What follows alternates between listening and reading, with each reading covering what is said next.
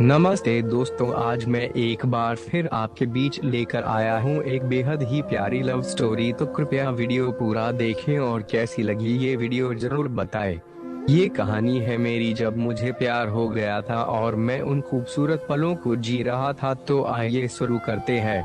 बात उस समय की है जब मैं क्लास 11 में पढ़ रहा था। मैं अपने घर को छोड़ पढ़ाई के लिए शहर चला गया और वहाँ हॉस्टल में रहने लगा। मन तो करता था कि उस हॉस्टल को छोड़ कर घर भाग जाऊं, पर क्या करता, मजबूरी थी। मैं हॉस्टल नहीं छोड़ सकता था। बाद में हॉस्टल में मन लगने लगा। अब तो हॉस्टल में ही रहना था और जब कभी स्कूल बंद होता तो मैं अपने घर जाता और वहाँ खूब मजे करता। दिसंबर खत्म होने को था। मैं अपना घर एक बार फिर से छोड़कर हॉस्टल चला गया। अब स्कूल में छुट्टी भी खत्म हो चुकी थी। शायद मुझे ठीक से याद नहीं कि जनवरी की वो कौन सी तारीख थी। मैंने एक लड़की को देखा और देखता ही रह गया। उसका चेहरा आज तक मेरी आंखों में है। सारा दिन उसी की यादों में रहता। अब मैं रोज हॉस्टल से स्कूल के लिए 1 घंटे पहले ही निकल जाता था, क्योंकि उसे देखना जो था। मैं तो उससे बात करना चाहता था पर डरता था। मैं नहीं जानता था कि वो मुझसे बात करना चाहती है या नहीं। उस दिन मैं अपने हॉस्टल से स्कूल गया कि केमिस्ट्री के टीचर का कोई होमवर्क चेक करना था। मुझे ठीक से याद नहीं। केमिस्ट्री के टीचर क्लासरूम में आए और बोले, चलो तुम लोग कॉपी निकाल लो। हम सब ने कॉपी निकाल ली, पर वो अपना केमिस्ट्री का कॉपी घर पे ही भूल गई थी। मुझे लगा कि अब तो उसे टीचर की पिटाई लगेगी। मेरा दिल नहीं मान रहा था। टीचर ने उससे कॉपी के लिए पूछा तो वह चुप सी हो गई। मैं क्या करता। मैंने अपनी कॉपी निकाली और उसे देते हुए कहा कि ये लो तुम्हारी कॉपी, तुमने कल मुझे दिया था ना। अब वो मुझे बहुत ध्यान से देखने लगी और मैं उससे नजरें ही नहीं मिला पाया। टीचर ने बोला, अगर तुमने अपनी कॉपी इसे दी थी तो तुम बोल क्यों नहीं रही थी। वह डरते हुए बोली, सर मुझे याद नहीं थी।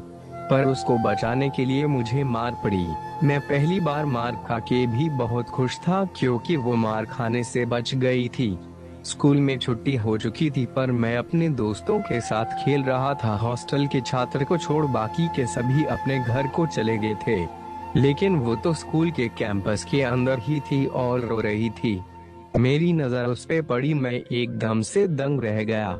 मैंने उससे पूछा, क्यों रो रही हो, तो उसने मुझसे झूठ कह दिया कि उसके पैरों में चोट लग गई है। मैं अपने आप को रोक न सका और बोला, क्या तुम अपना ख्याल नहीं रख सकती हो। चलो मैं तुम्हें स्कूल के बाहर छोड़ देता हूँ। मैं उसको स्कूल के बाहर छोड़ने जा रहा था। अब हम दोनों स्कूल के कैंपस के बाहर थे।